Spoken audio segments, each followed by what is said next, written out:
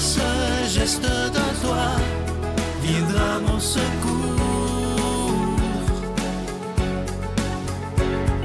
Viens semer dans mon âme le grain de l'amour. Je traverse un désert et je meurs de soif. Montre-moi le mystère qui garde la foi. Bonjour, bienvenue à votre émission La Victoire de l'amour en ce mercredi 6 mars 2024. J'espère que vous allez bien chez vous, que votre carême va bon train, que vous vous préparez à la grande vie nouvelle de la résurrection. On a le droit d'espérer beaucoup de nouveautés pour nos propres cœurs, pour nos vies, pour ceux qu'on aime aussi.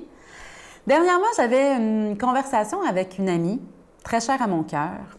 Et cette personne-là, comme nous tous, comme vous et moi, elle a ses susceptibilités. Il y a des choses parfois qui nous heurtent plus que nécessaire et c'est à cause de notre historique de vie. C'est à cause de ce qu'on a déjà vécu. Il y a certains défauts des autres qui nous font plus de mal, qui nous heurtent plus. Deux personnes vont vivre la même situation, il y en a une qui va être heurtée et l'autre, ça va couler. Personnellement, dans ma vie, j'ai beaucoup travaillé sur mes susceptibilités. J'ai beaucoup travaillé sur l'idée d'être pleinement libre d'être qui je suis sans me laisser heurter par ce qui est extérieur à moi-même. Et pour pouvoir m'appuyer sur ce qu'il y a à l'intérieur, il a fallu que je sois sûre d'être aimée. Et cette amie me demandait comment est-ce que tu as fait? J'essaye de lui expliquer et finalement, dans la conversation, elle me dit « Ouais, mais c'est quoi ta routine de prière du matin? » Parce que, mes chers amis, il n'y a pas d'autre moyen que le quotidien, tel une goutte d'eau qui creuse le roc, pour façonner quelque chose de nouveau dans nos cœurs. Et ma routine de prière, parce que, un peu comme tout le monde, moi aussi, je dois me rebrancher sur cette certitude d'être aimée pour pouvoir vivre ma vie librement sans me soucier de ce que les gens pensent de moi, sans me soucier du regard des autres, en étant sûre d'aller de l'avant, bien, il faut que je me branche sur la source, que je sois sûre d'aller dans la bonne direction, que je sois sûre de moi, que j'ai confiance. Et pour ça, pour moi, le remède, la solution, la clé, c'est d'avoir confiance en Dieu qui, lui, ne change pas. Lui, il est amour, un point, c'est tout. Amour miséricorde, amour joie, amour tendresse, toutes les déclinaisons de couleurs de l'amour, mais il est l'amour. Donc, le matin, dès mon réveil, je prends ces belles grandes inspirations que je vous conseille souvent de prendre, d'ailleurs, en me fermant les yeux. Et c'est important d'avoir les yeux fermés parce que quand on a les yeux ouverts, on peut se laisser distraire, tandis que les yeux fermés, c'est plus facile d'entrer en profondeur, de connecter avec notre réalité. Donc, respiration en profondeur et là, prendre conscience que Dieu est là. Prendre conscience qu'il m'aime, qu'il a son regard d'amour posé sur moi. Donc, essayez de me mettre en pleine conscience de sa présence. Respirer dans sa présence, dans son regard d'amour. Lui qui me regarde avec tendresse, avec bienveillance, avec bénédiction. Et là, s'il y a quelque chose qui accroche, bien, je peux demander pardon ou je peux lâcher prise, ouvrir les mains et tout remettre à Dieu. Je redonne tout à Dieu et je le laisse m'aimer tel que je suis. Seigneur, pardon, là, on dirait que telle chose. Et j'accueille la tendresse de Dieu qui m'aime avec tout ce que je suis. Et c'est ça qui fait la grande différence. C'est ça qui creuse cette certitude d'être une merveille, comme chacun de vous. Il s'agit d'en prendre conscience, mes frères et sœurs, et d'en vivre ensuite au quotidien. Notre Père qui es aux cieux, que ton nom soit sanctifié, que ton règne vienne, que ta volonté soit faite sur la terre comme au ciel. Donne-nous aujourd'hui notre pain de ce jour. Pardonne-nous nos offenses, comme nous pardonnons aussi à ceux qui nous ont offensés. Et ne nous laisse pas entrer en tentation, mais délivre-nous du mal, car c'est à toi qu'appartiennent le règne, la puissance et la gloire pour les siècles des siècles. Amen. Je continuerai à croire, même si tout le monde perd espoir.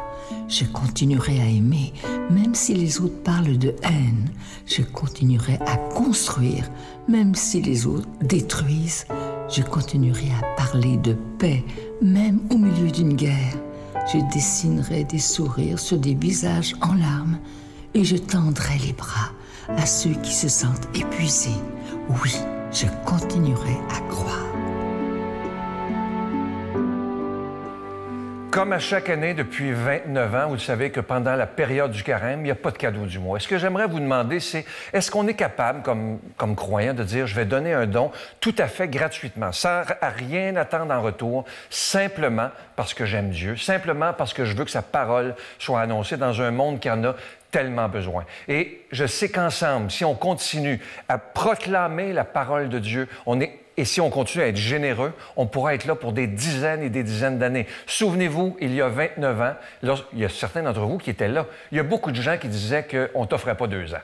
Mais quand Dieu a quelque chose dans le cœur, il le fait jusqu'au bout et il n'y a rien qui peut empêcher qu'un projet se réalise quand c'est un projet de Dieu. Et on l'a prouvé, vous et moi, que cette œuvre, elle est une œuvre de Dieu.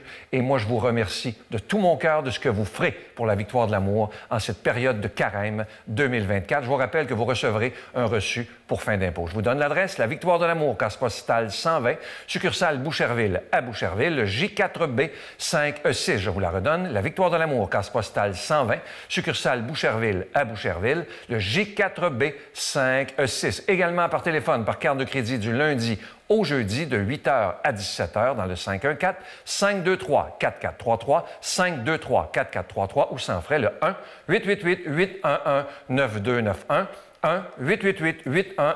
1-888-811-9291 et aussi sur notre site Internet qui est un moyen très sécuritaire, rapide et efficace de faire votre don, le www.lavictoiredelamour.org. Merci de tout cœur de votre générosité.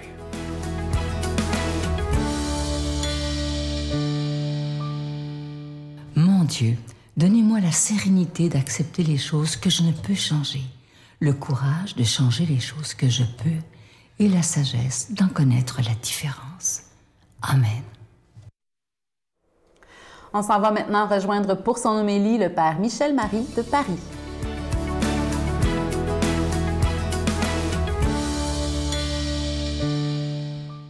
Troisième semaine de carême et c'est une joie d'être avec vous.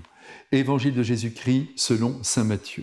En ce temps-là, Jésus disait à ses disciples « Ne pensez pas que je sois venu abolir la loi et les prophètes. Je ne suis pas venu abolir, mais accomplir. Amen, je vous le dis, avant que le ciel et la terre disparaissent, pas un seul iota, pas un seul trait ne disparaîtra de la loi jusqu'à ce que tout se réalise. Donc, celui qui rejettera un seul de ces plus petits commandements et qui enseignera aux hommes à faire ainsi, sera déclaré le plus petit dans le royaume des cieux. Mais celui qui les observera et les enseignera, celui-là sera déclaré grand dans le royaume des cieux. Mes frères et sœurs bien-aimés, nous remercions Jésus de s'être expliqué comme il le fait aujourd'hui devant ses disciples, car il faut bien reconnaître que sa liberté de ton, son rapport à la loi, et notamment au sabbat qu'il semble transgresser sans état d'âme, mais aussi ses attaques contre l'institution synagogale déstabilise même une partie du peuple. Et voilà que tout devient lumineux derrière les propos rapportés par saint Matthieu. « Je ne suis pas venu abolir la loi, que les choses soient bien claires entre nous, dit le Christ, mais l'accomplir. » Ou, selon une autre traduction, « Je ne suis pas venu défaire la loi, et je préfère ce verbe qui dit parfaitement l'intention de Jésus. Il ne défait pas, il dénoue, il enlève les nœuds que les hommes ont faits à la loi divine. La loi de Dieu, c'est-à-dire sa révélation, qui part d'Adam et qui traverse l'esprit de tous les prophètes, s'est chargée au cours du temps de scories dues à des interprétations erronées, à des surcharges imposées par les rabbis. Et Jésus, par sa parole et la puissance de ses gestes salvifiques, vient montrer le véritable esprit de la loi et ce qu'elle exige des hommes. Et il en restitue toute la beauté en prenant soin de ne perdre pas un iota de sa substance. Jésus est par là un novateur qui achève le travail qui a commencé depuis l'origine du monde. Le Christ ne raye donc pas le judaïsme, il vient au contraire le purifier en le dégageant de ce qui l'a abîmé. En ce sens, il le parfait. Et je profite aujourd'hui de ce texte pour rappeler que la démarche de Jésus doit être toujours la nôtre, notamment sur le plan religieux. En ce domaine, c'est l'essentiel à vivre qui doit dominer notre vie, qui doit, pour parler comme le Christ, la parfaire. Et cet essentiel, je vous le redis en quelques mots, être uni à Dieu par le cœur, vivre en sa présence, le sentir vivant. Le Christ n'est pas une idée, il est mon ami, mon Dieu, mon Père. Et en écho, il s'agit de mettre en œuvre l'amour du prochain sous toutes ses formes qui se déclinent, comme vous le savez, en compréhension, en soutien, en compassion, en tendresse et bien sûr en pardon. Tout est là et tout est simple au fond. Attention, il s'agit pour nous d'avoir l'esprit de Jésus, pas simplement de le prier. Le danger, c'est le pharisaïsme qui nous guette tous, même nous les prêtres. On accomplit pour accomplir, mais le cœur n'y est pas. Je prie parce que je dois prier, mais je ne prie pas pour vivre un bon moment avec Jésus ou avec Marie. Être chrétien, c'est penser comme le Christ, c'est agir comme lui, c'est aimer comme lui. Quand Jésus nous apprend que le double commandement de l'amour à l'égard de son Père et de tout humain résume la loi et les prophètes, nous saisissons que tous les petits commandements qui sont au service de ces deux grands commandements ne peuvent pas être renversés. Je prends un exemple pour être plus clair. Je sais par exemple que je dois aimer mes parents âgés, même s'ils sont pénibles. Et en effet, je les aime. Je ne leur veux pas de mal, je leur souhaite de vivre le plus longtemps possible. Voilà pour le principe. Mais, attention, soyons concrets.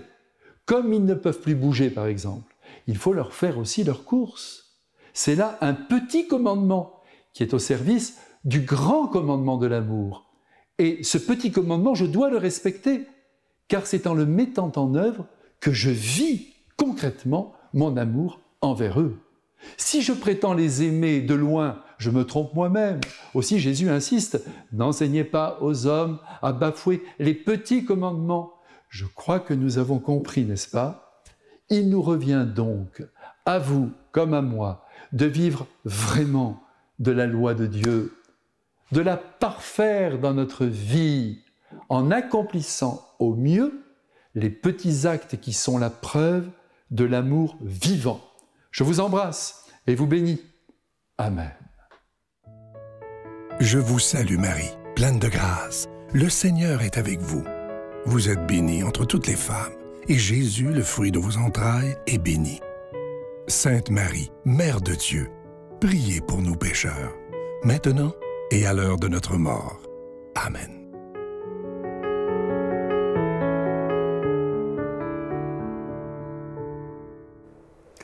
Aujourd'hui, je vous propose deux démarches. D'abord, de faire plein de demandes à Dieu, de demander à Dieu de bénir. Et là, on nomme toutes les situations qu'on connaît, qui nous passent par la tête. Seigneur, viens bénir les familles, viens bénir les malades, viens bénir. Demandons plein de bénédictions. Et aussi, une deuxième démarche, faisons une litanie des saints. Demandons à tous les saints du ciel d'intervenir. Les défunts de nos familles, les saints qu'on connaît, Saint François d'Assise, Sainte Thérèse de Lisieux, nos anges gardiens. En faisant une litanie, priez pour nous, demandons à toute la cour céleste de bénir notre monde aujourd'hui. Je n'étais pas à l'écoute du tout de ma vie intérieure, j'étais aucunement, moi, nommer mes émotions, verbaliser, demander de l'aide. C'était pas là du tout. Fait que j'ai trouvé refuge dans l'alcool, qui était à ce moment-là un soulagement temporaire. Seigneur, je t'offre ma prière. Prends ma vie entre tes mains. Tu connais bien ma misère et tous les secrets de mon âme.